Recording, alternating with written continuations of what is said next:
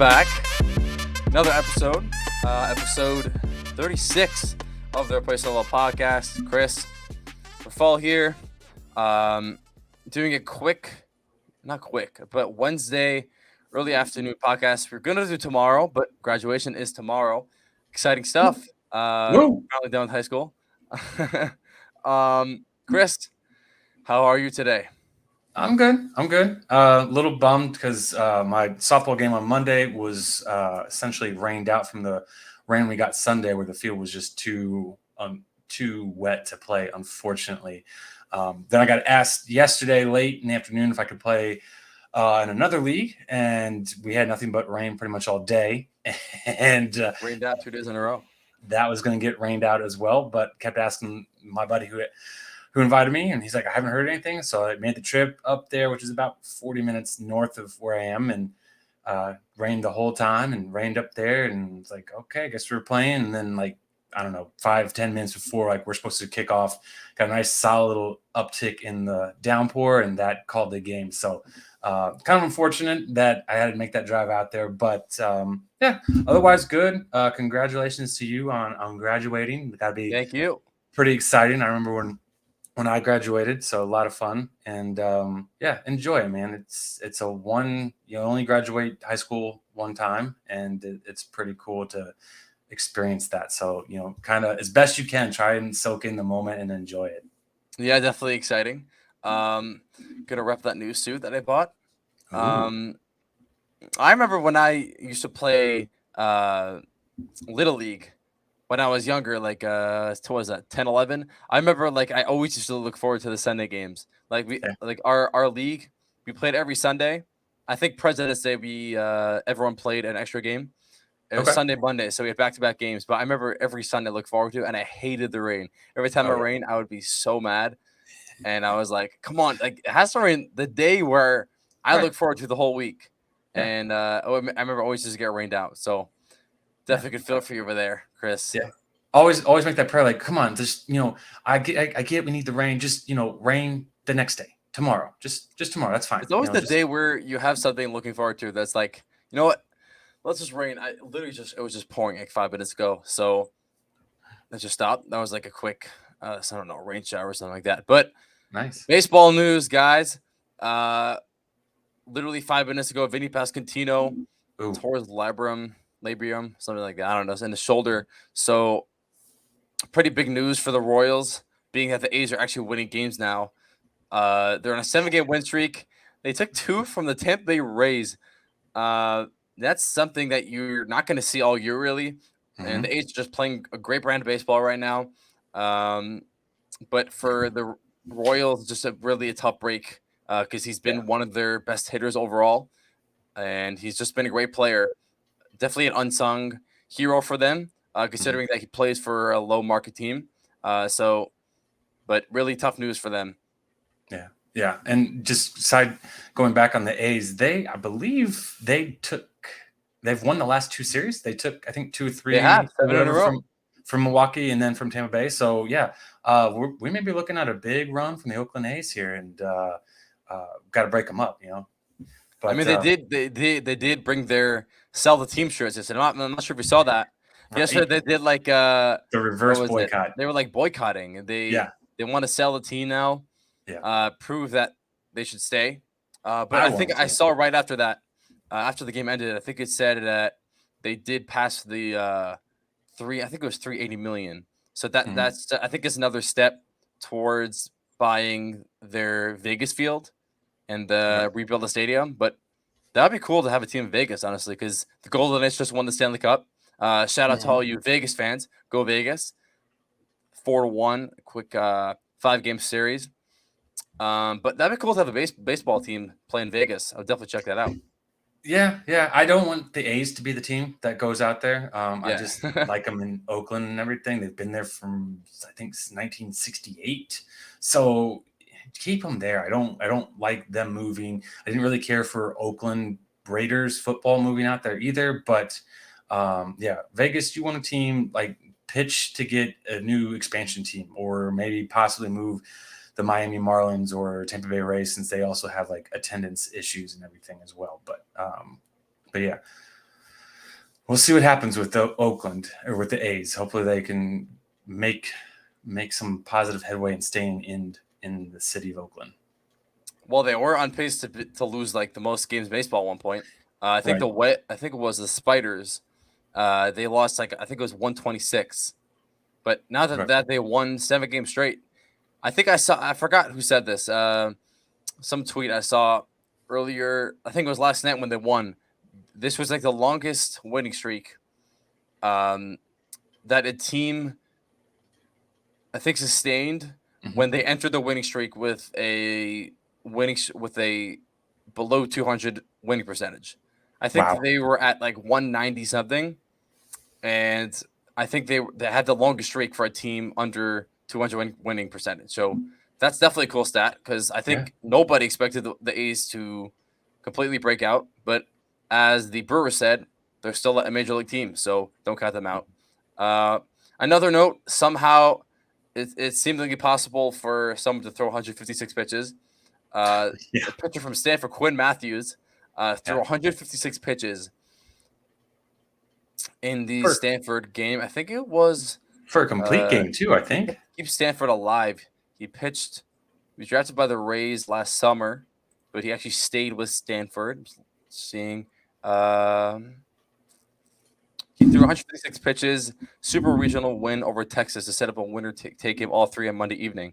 So that is so 156 pitches for Quentin Matthews. Wow. Pretty sure that's the most pitches ever thrown in a game by a pitcher. But it's definitely a cool stat, Chris. Don't exactly think I could do that unless I become a major league player and start playing legit baseball at 18. It's incredible he did it because we see with the majors, guys that start to get into the pitch count of the upper 80s and into the hundreds, like you're usually getting close to the end of the time that they're going to be still in the game starting. They're either starting to lose some control, some fatigue is setting in for them as well. And also you just want to keep the guy healthy. So you start to see the coaches get the bullpen ready. So him going that far, it is impressive, no doubt. At the same time, like you have to wonder what's the long-term effect that's going to happen to him for pitching that. I mean, throwing that many pitches, you won't see the guys in the majors doing it. So why is a guy in college doing it? And then I believe there's a lot of data out there for pitchers and pitch counts and everything. That's why like you see little leagues have strict pitch count numbers on and strict pitch count numbers for high school ball as well too, because there is damage that can happen from throwing so many, and like you really need to rest that guy. So cool for him to do it. It's a moment he won't forget. At this point, it could be like the career highlight where he could just go in and say, yeah, I'm the guy who threw 156 pitches in the game. People like, oh yeah, I know. I remember that. But we'll see what happens with them. Good for him to do. Good for Stanford to win and stay alive. But yeah, I'm curious to see what he will have from a physical standpoint moving forward. Like I said, long-term. And then how will he be in his next start as well? Like, will they give him, I don't know, like an extra week of rest, an extra 5 days of rest, or an extra couple of days of rest? Because he's really going to need to rest up and be at an effective pitcher for his next start. I actually never thought of it that way, because this is not, like I said, this is not like something that you see is not a common thing for pitchers to do. Usually the best of the best will throw 110 if they're feeling it that night, and they'll go 7, maybe even 8 and throw 110 pitches. But 156, it's not like this guy. He did get drafted by the Rays and the option to stay for another year. But I don't see, from what people are talking about him, at least, it doesn't seem like he's going to be the next Nolan Ryan.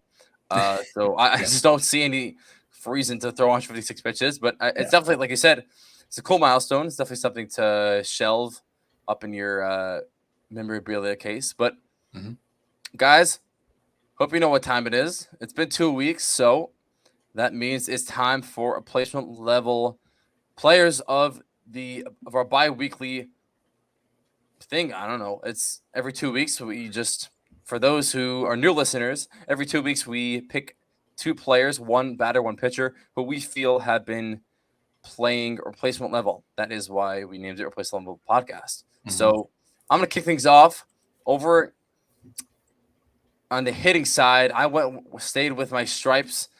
Anthony Rizzo. Before last night, he was 0 for 24, hit the streak last night, and he was on pace to honestly be first, not first, but he was on pace to finish top 5 in first base voting in the AL. But he has completely tapered off in the past month or so. Really, I mean, obviously 2 weeks. So he went 0 for 24. He's now 1 for 26 since last night. He went 1 for 3. In the last 15 games, he's slashing 169, 222, and 186. I think before last night's hit, he didn't reach base via hit since the Judge crashing it to the wall.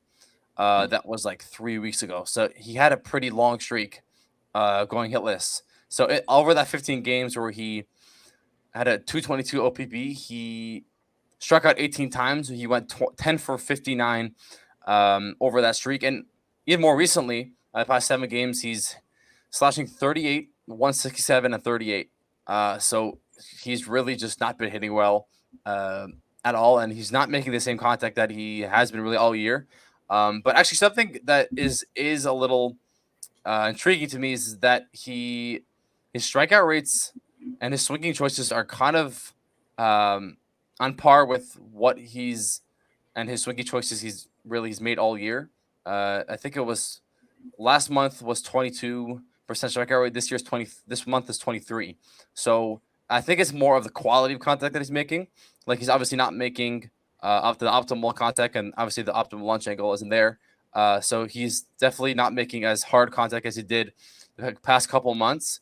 June has just not been nice to him at all. But in terms of Judge, one thing that has factored in is the fact that when Judge plays, the Yankees are just not producing at all. So I pulled up a stat from Yankees Muse. Checking them out on Twitter. They're actually a Twitter account dedicated towards this random stats. So they said that the lowest runs per game in the MLB. So just the top 5 lowest. So the Guardians 3.85, Royals 3.75, A's 3.66, Tigers 3.54, and the lowest, the Yankees without Aaron Judge 3.33. So obviously Rizzo, it's more of a personal matter for him. Like, he needs to get going because, as Boone said, without Judge, you're going to need the veterans to get going. Rizzo, LeMahieu, Stanton, and just they need to carry the load if the Yankees want to get going. They had a pretty big break last night. 7-6, tough win in Citi Field. They really just gritted that game out. But overall, Rizzo has just not been the Rizzo that we saw in the first couple of months, where he was hitting 300, and he was really on pace to 30 homers. And this was really a big year this was supposed to be a big year for him, the way he was hitting, because last year was sort of more of a middling season for him, and people kind of thought that he was like washed, and maybe people were questioning the deal that the Yankees signed with him. But he turned the tides to begin the year. But you got to get back on track. Chris, hit me with your hitter. Oh, we're gonna stay with your team. Finally, I've been looking forward to having a chance to talk a little trash about your Yankees, especially since you haven't let me forget that the Yanks won the initial series against the Mariners. But why did I forget? Yeah. But we're going to stay, like I said, with the Yankees. We're going to actually move just a little. We're going to move to Rizzo's neighbor with Gleyber Torres. Over the last 2 weeks, he's gone 7 for 41 with 2 runs scored, 2 home runs, 3 RBIs, 1 stolen base, 4 walks, 7 strikeouts, 3 errors for the second baseman, and a 171 average and a 0.561 OPS. So he's definitely a guy that is kind of a streaky hitter, and when he's on, he can be really, really hot and kind of not be a Judge type player where he's going to carry the team, but he can definitely be a guy who can maybe win you a couple of games here and there in the series and stuff like that. Like, I remember when he started the year, he was really hot to begin the year, and it was looking like he may have a career year. Then he had that hip injury and kind of brought him back down to earth a little bit, but he's been, I'd say, kind of what we've seen throughout his career, which is a guy who can get hot, be a difference maker for a short period of time. But overall, he's a solid second baseman in Major League Baseball. So I'm not worried about this current streak, that this poor performance that he's on. Like he'll get it himself turned around. But for going with replacement level players, he gets my vote and my nomination. And it's also nice to just talk a little trash Robert, about a little more, Chris. Yeah, talking trash a little about the Yankees. So, but gonna move over to my pitcher, and unfortunately, all that gloating is going to be very, very short lived, because the pitcher I've got for this week is rookie for the Seattle Mariners and Bryce Miller. Now, it is a little unfair. He is a rookie. He did get called up not too long ago. He started off really hot. I believe his debut, he struck out 10 batters against the Oakland A's. Granted, it is the Oakland A's, but still, striking out 10 batters in your debut, that's pretty rare. But unfortunately, over his last 2 starts, he's only gone 8.1 innings. Got a win, gave up 2 homers, walked 5, struck out 8 for a beautiful 8.64 ERA, 1.68 WHIP, and 1 quality start. So he's fared better in his last start against Miami. But the previous ones before that, his previous 2 starts before that, were against the Yankees and against Texas, and they just obliterated him. But against New York with the Yankees, he went 4 2/3 inning. With Texas, he went 2 1/3 inning. But like I said, against Miami, he went 6 innings strong, got that quality start, looked like the Bryce Miller we've seen from him to start the year. So hopefully that little 2-game stretch against Texas and New York is just kind of a blip. And this is the Bryce Miller we see, because he is a guy that was kind of one of the highest rated prospects in the Mariners system. Emerson Hancock and Harry Ford, I believe, are the only other 2 players that were higher than him. But Bryce Miller is a guy who's, with his hot start, could get into Rookie of the Year contention. But we'll talk about those awards later on. So Rephael, who's your pitcher? Chris, I think I should call you right-handed. You went with my New York. You tried to cheapskate me a little bit, and then you stuck with your own Mariners. A little sneaky move over there. I see you hitting on your own team a little bit. Yeah. So for my pitcher, I actually went with a familiar face who actually had a really big breakout year last year, Martin Perez, over in Texas. He had a 2.41 ERA through March and April, and after that he completely fell off the map since May, over past May, really just May and June. He's really hit rock bottom. He really, in the month of May, where he posted a 6.91 ERA through 27 1/3 innings with a 3.19 opponent average, and this month in June, the opponents are hitting 3.10, and it's over his past 7 starts. 6.69 ERA through 37 1/3, and a 25 15 strikeout to walkout, a strikeout to walk rate. And over his past 2 starts, I think there's one thing in particular for Perez. He's really struggled on the road. Just give you some statistics, some content for you guys. On the road, he has a 6.50 ERA and a home 1.40 ERA. So a huge disparity between away and home. Hitters are hitting 247 in Globe Life in Arlington, and away on the road, hitters are hitting 330 against Perez. And just to give you some context, a little more for that, over his past 3 starts, 2 of them were away. So on Sunday, he allowed 7 runs in Tampa, and then his last start away on the road was in Detroit on the 30th. And he allowed 6 to a pretty hapless Tigers lineup.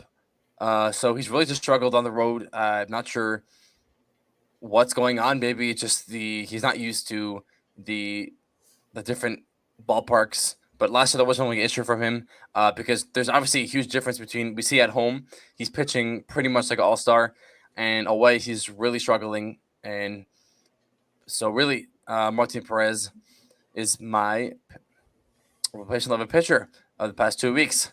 On to a more interesting topic for you guys. We kind of, since the All-Star game is coming up, we were going to go Cy Young and MVP voting, but we're going to save that for another time.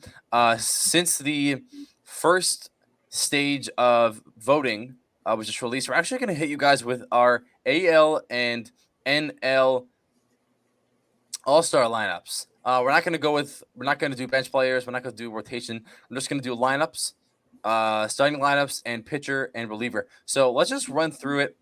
At catcher, we got Salvador Perez and also Ali Rutschman. A bit of me and Chris kind of disagreed over here. I picked Salvi just because he's leading catchers and all catchers home runs. He got 14. I did throw in Jonah Heim as a close third just because he's really picked up the pace at the bat this year. Last year, I saw a lot of potential at the plate. And once he really started getting more reps behind the plate, I was like, hey, this guy, once Garver's been injured a lot. So he's getting more reps and he's kind of showing what he could do at the plate. So I did like what he does, but Salvi is that veteran guy who just hits bombs. He's leading all catchers with 14 homers. So Chris, tell me why you got Ali. So Salvador Perez is obviously a good choice, and I would not be surprised for him to make the All-Star appearance again. For me, it's just Ali Rutschman was a highly touted prospect, and he is delivering on it. And kind of the most impressive thing for me is he's got, let me make sure I got this right here. He's got 46 walks to 40 strikeouts. Wow. I mean, that is pretty impressive for any hitter in the major leagues to have more walks than strikeouts, but he's doing it from the catcher spot, and that you just don't see a lot of offense from catchers. I mean, guys like Salvador Perez who crank homers, like that's kind of what we see from catchers. They're going to be a good defender, have an okay average, but hit home runs. And like, that's what Salvador does, but he also does it with a very nice average to come along with it, which makes him special. But for me, with Rutschman, just having that plate discipline and plate control, it is pretty, for me, that's what makes it, gives him the nod over the reigning, or the probably more likely the starting all-star catcher for the AL and Salvador Perez.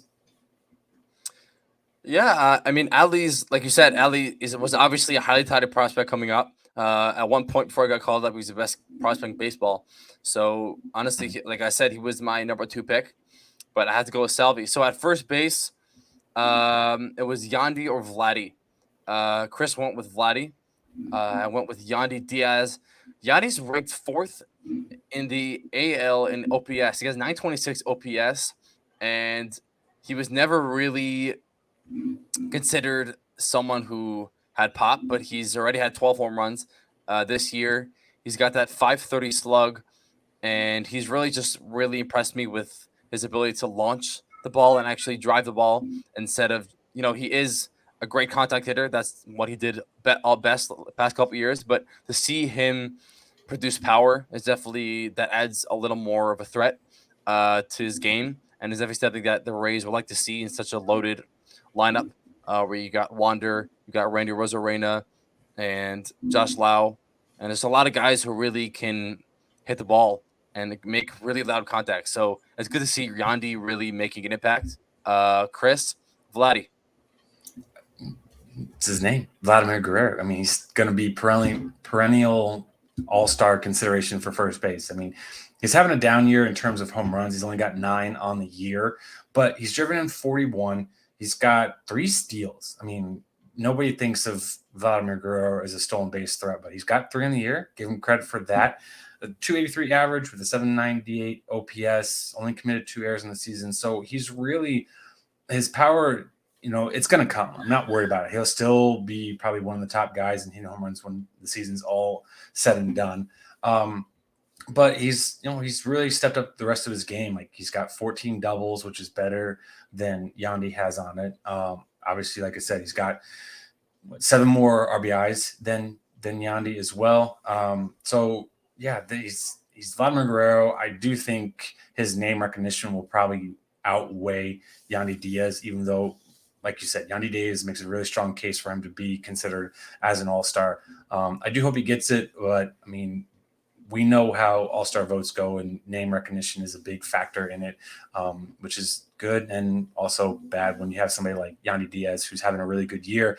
And quite frankly, this could be his best shot at being an all-star. And so, we'd love to see him make it and get the nomination, but again, for me, I think Vladimir Guerrero, his name and what he's done, which is not great by his standards, but it's not too terrible from overall standards as well. I think that'll give him the boost. So even I mean, I would say even if, like you said, obviously Vladdy's a bigger name, but even if Vladdy would overtake Yandy, I still think Yandy make as a reserve at least. Yeah.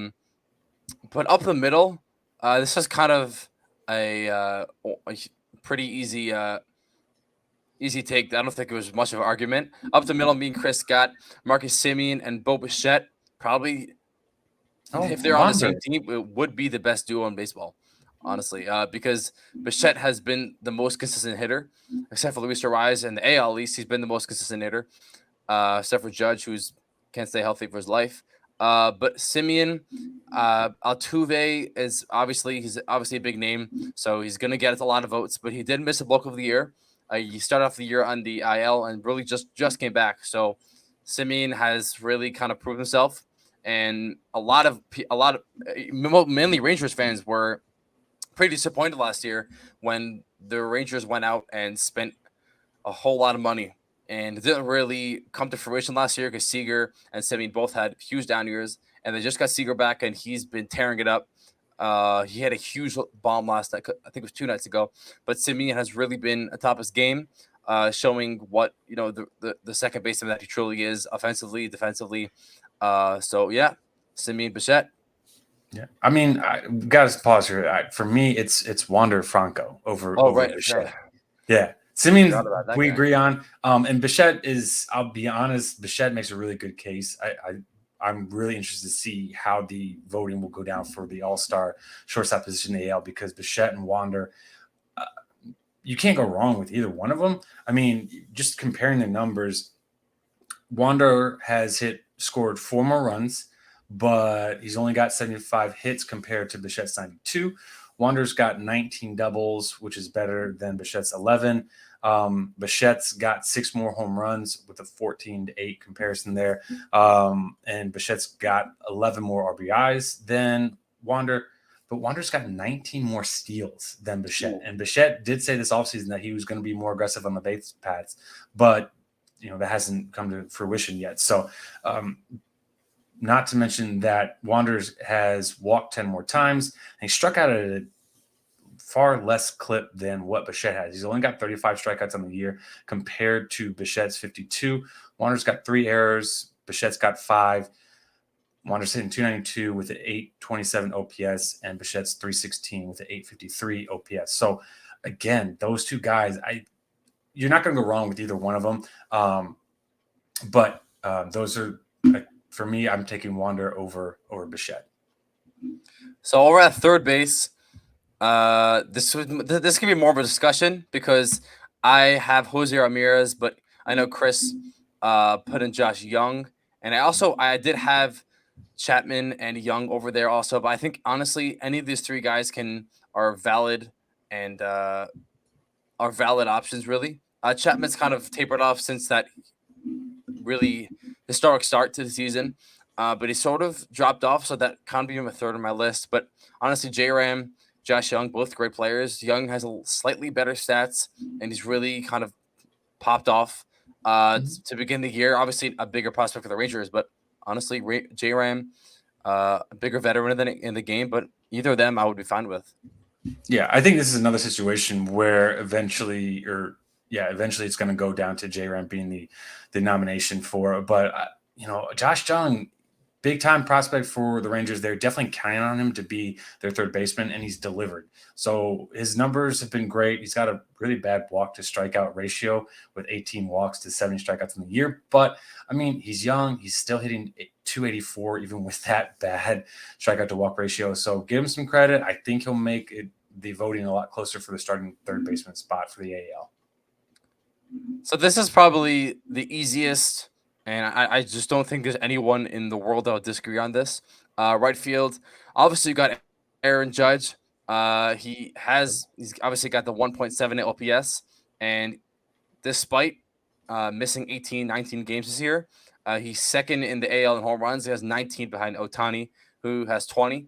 But there's really no disagreement. Just one of the best players, if not the best probably the best hitter in the game and best player in the game, really. But Judge, nothing really else to say. He's just really just a great player. Yeah. Even though he's can't stay healthy, but that's just really it. Aaron Judge. Yeah, nothing really else to add to that. Judge will be the starting right fielder. So yeah, who we got for center field again? So center field, this was kind of a like for me at least. I didn't really. I was gonna put. I had a Rosarena. Obviously, he's not a center fielder, so Trout would go there instead. Um, so for me, it was a Rosarena. I'm not sure how they will play this out. So I'm guessing they for at least if they would keep with my uh, lineup, they would have Judge in center and then a Rosarena and left. But Chris did put in Trout. Obviously, Trout will probably win over Rosarena and Adolis Garcia just because he is going to be. He's one of the best players in history, and he's more of a prominent name than Rosarena. Even though Rosarena is having the better year OPS wise, Trout does have 2 more homers.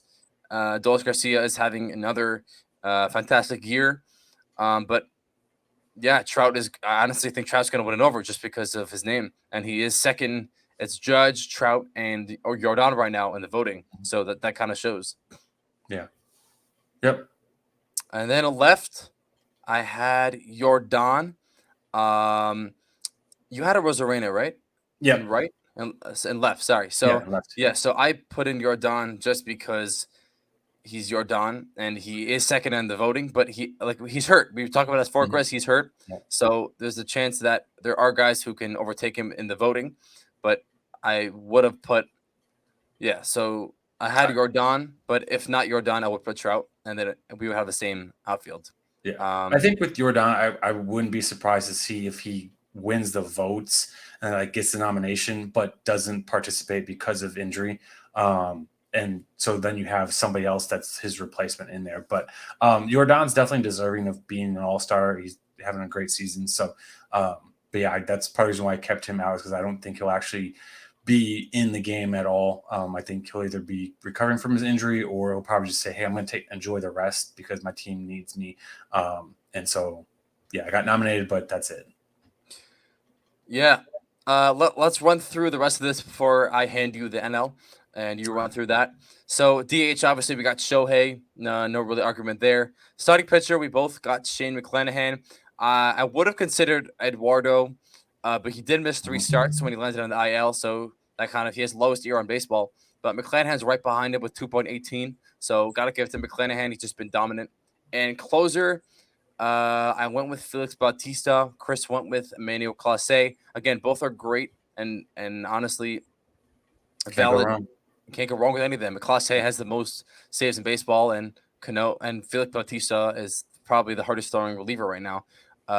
He's up there, not the hardest throwing, but he's up there, and he's just been completely dominant. There are other options. You could have gone with Yanni Cano, Carlos Estevez, Romano, all really just great options. I think all of them. There's a good amount of them are going to make the All-Star game. But yeah, that's the AL. Chris, why don't you take a show for the NL? Yeah. So for NL, we'll start with catcher. I think there's only two choices that we had in there, which was Will Smith and Sean Murphy. And for me, you can't go wrong with either one of them. Sean Murphy's having a great season with the Braves, and then Will Smith is having a terrific season again. Arguably a better season than he's had in years past with the Dodgers. He's another guy like Rushman who's got more walks than he does strikeouts, and that's again something you don't see often, and especially you don't see with the catchers. He's also batting .290, and with 10 home runs and 35 RBI. So he's having, like I said, he's having an arguably a better season than he has in the past. But Rephael, you had Sean, so let's hear why for Sean. So I did put Sean Murphy just because he has the highest OPS among catchers. Smith was definitely my second choice. Even Elias Diaz, I think it's Elias Diaz, sorry. By the way, I always thought it was Elias Diaz, but when I went to a Red Sox game, they're like, now batting Elias Diaz. So I'm like, whoops, I botched that name. But yeah, Murphy has definitely been, at least in my eyes, the best catcher in the NL. He's really just been a huge force for the Braves. Obviously, they got him in that trade, and he's I don't know. There's nothing really to say. He has the highest OPS, 920, amongst NL catchers, and he's really just having a huge year in Atlanta. Elias Diaz, like I said, is having a very underrated and very quiet year. He's been probably the best hitter in the Rockies lineup because Chris Bryant is never healthy. McMahon's heating up, but Elias Diaz is definitely having a big year at the plate. Chris, who we got at first base? First base, another one that is you can't go wrong with either of those guys. You've got Freddie Freeman. I've got Paul Goldschmidt. They're both past first baseman starters for the NL and everything like that. So really, Paul Goldschmidt, he's one of the lone bright spots on a very dismal Cardinals team. I mean, he's still batting 290. He's got 11 home runs, 19 doubles, 879 OPS, 38 walks, 264 strikeouts, 7 steals.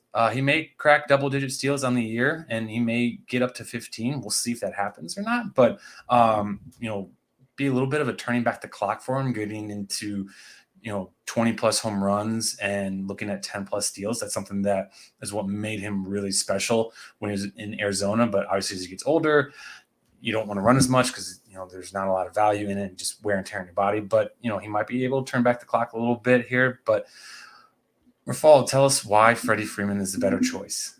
So we're talking about two likely future Hall of Famers. Like I said, there's no going wrong here. I think at least for me, I went with Freddie just because he's been more consistent. Goldschmidt's got 870 OPS. Freddie's 989. Home run wise, Freddie has the advantage by 13 to 11 RBIs. He's more RBIs. Goldie has more walks. Goldie has more strikeouts actually. Freddie's leading the league in doubles, 24. Goldschmidt has 19. So I think overall, Freddie's been the better hitter, but I think that there's no going wrong. Like obviously, Goldie would be immediate second option. If Freddie wasn't in the league, I'd be Goldie right away. But yeah, that's really it. There's no going wrong. Yep. No, absolutely not. So we're not going to spend too much time on second base because we both agree with the hitting machine that is Luis Urias as being the starter. It's unfortunate that his batting average is now below 400, but we can thank the Seattle Mariners with their steady dose of fastballs to him. That seems to be a weakness for him. So I hope he's able to turn around. I'd love to see him hit 400 on the year. It hasn't been done since Ted Williams did it. 403. Yeah. So be cool to see him do it. But shortstop is where we're going to differ again. So you've got Orlando Arcia with the Atlanta Braves, and I've got Thairo Estrada with the San Francisco Giants. And I'll be honest with you, Paul, NL shortstops this year, some names that we were used to seeing or would think would have, be starters or anything, are having some bad years. And bad years by their standards. Like Trey Turner's not having a good year. Xander Bogaerts in San Diego is not having a good year. So it is really interesting to see who's going to win that starting spot.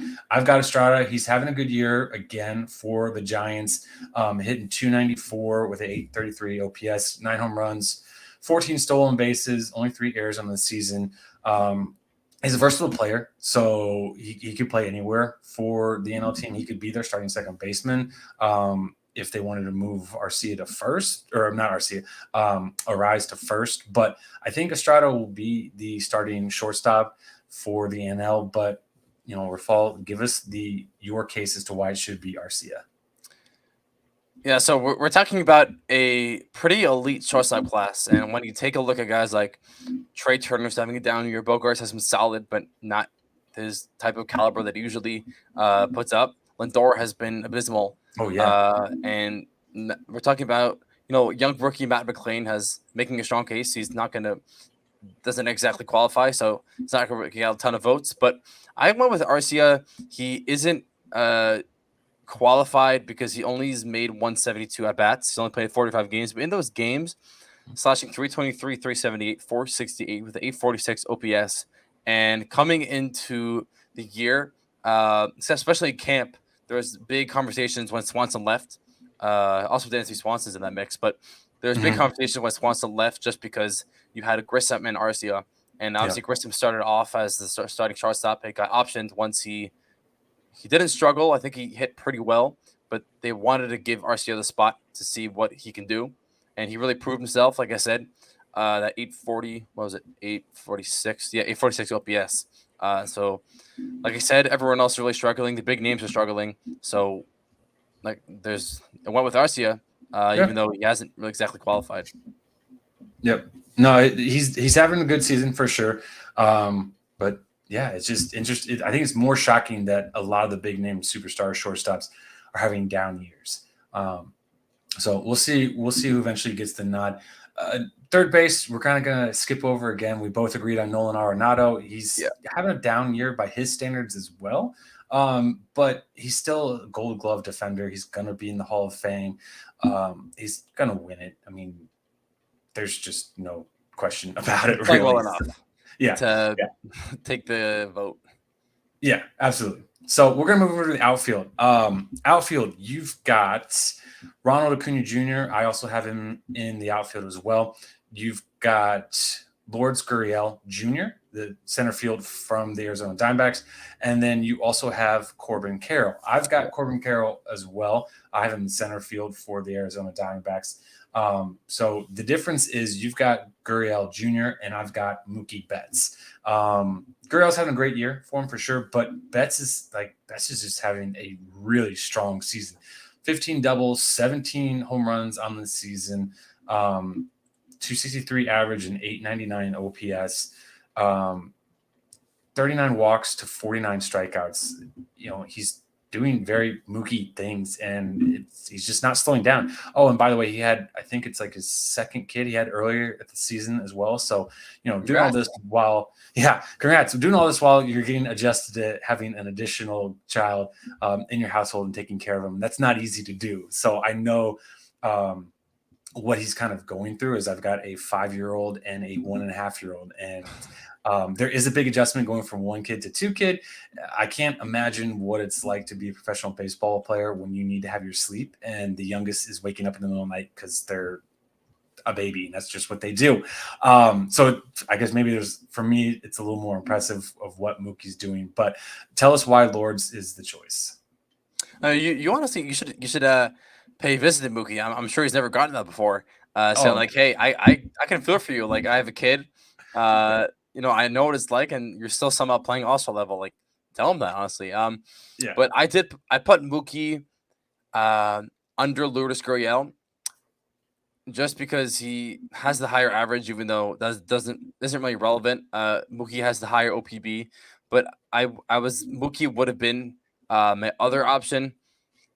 Gurriel has 2 more doubles. He has less strikeouts. Mookie does have more walks. He has the higher average, has lower OPB, 534 and 535 slug. Mookie has 1 less slug than Lourdes Gurriel, but Gurriel's been a more consistent hitter than Betts. Betts has been a little streaky. Obviously, has the bigger disparity is home run wise, 10 to 17. Betts is 17, but I just really like Gurriel, and obviously you got that now. You got Gurriel and Carroll. I think either way, it's likely that Betts will win it over Gurriel, but that'd be cool to see Carroll and Gurriel both play. Being that they're playing for the same team. So what do we got for DH? DH, so we're actually going to hold right here. I got an idea. Since we both agree on closers with Alexis Diaz as the Reds, we'll just mention him because the last 2 spots we have are the DH and the starting pitcher, but we disagree on both of them. So my thought is let's just talk about the closer for the Reds, which we did, and now let's get into a strong discussion here as to why Nick Castellanos is the better choice at DH than your guy, JD Martinez. Castellanos had a really bad first season with Philly, and he's bounced back. He's having a tremendous year. He's got 23 doubles, which is 1 less than the NL leader of Freddie Freeman, who's got 24. Now, Castellanos has only 8 home runs, so the home run power isn't quite there.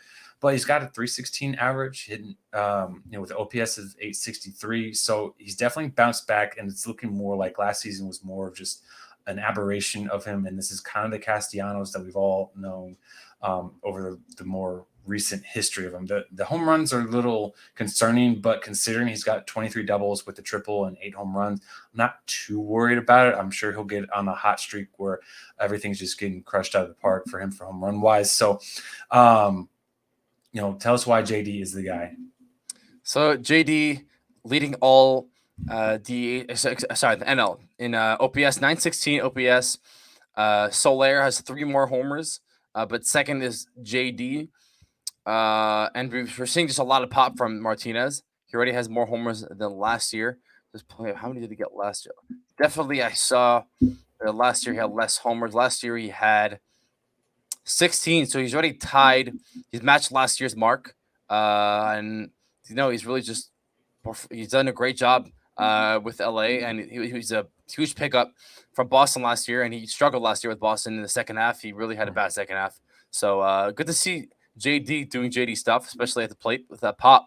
But starting pitcher, I got Stro, and you went Mitch Keller. With Mitch Keller. So just quick about Marcus Stroman.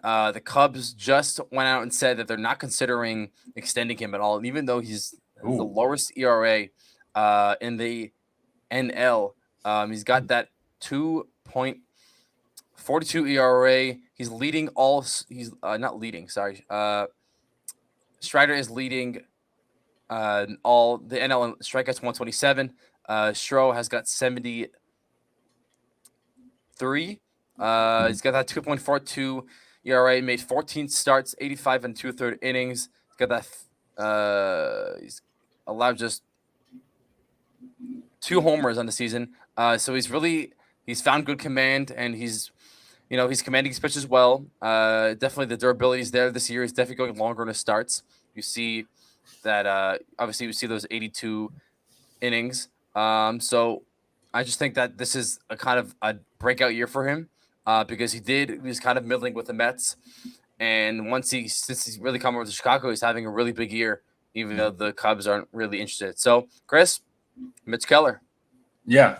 Mitch Keller, my opinion, he's breaking out. He's having that season. He's meeting the expectations that Pirate fans were expecting for him since he got called up. I mean, he's prior to, he's really much more of a strikeout guy, kind of a little bit wild. But he's really honed in his control. He's only got 23 walks on the season over his 87 innings. He struck out 101 batters. He's got a complete game shutout already under his belt this year. He's got 8 wins, 9 quality starts, a 3.41 ERA, and a 1.11 WHIP. He has struggled over his last few starts, but he may have righted the ship. And, we see all starting pitchers kind of go through struggles in the year, but then turn things around. So for me, with the Pittsburgh Pirates kind of having a surprise season, and they're still in first place in the NL Central, 1 game over the Milwaukee Brewers. For me, Mitch Keller and the Pittsburgh Pirates, he's going to be, in my opinion, he's going to be the starter for the NL All-Stars. So there you go. Your AL and NL All-Stars. I would say that me, Chris, were sort of mostly on the same page, honestly. Mm-hmm. Only had a few spots where we disagreed. But overall, pretty productive. Hope you guys enjoyed this episode. Honestly, one of the funner ones we had. Make sure to like, subscribe, Spotify. Check out our Apple Podcast, YouTube also. Make sure to subscribe to the YouTube channel called The Replacement Level Podcast. Also, check out our Sportsnot, where it also is published. I got our team of editors who really do a great job of making this look nice. So make sure to check us out. Like I said, subscribe, like, share it. Anyone you know who likes baseball and replacement level baseball, to be more specific. And hope to see you guys for a surprise guest on Monday. Enjoy the rest of the week.